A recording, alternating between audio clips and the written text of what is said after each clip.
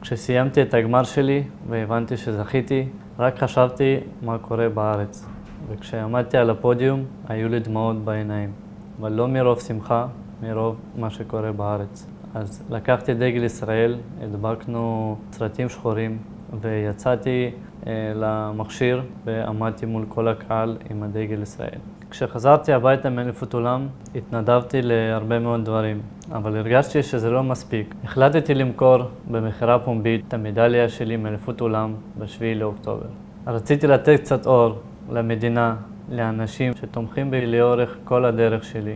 את כל הכסף שאקבל, אני אתרום באהבה למשפחות עוטף עזה. אני שמח לתת את הדבר שהכי יקר לי למדינה שהכי יקרה לי. אני קורא לכל מי שיכול לבוא ולהשתתף במכירה פומבית. בשביל הספורט, בשביל ישראל, בשביל תושבי עוטף עזה. עם ישראל חי וביחד ננצח.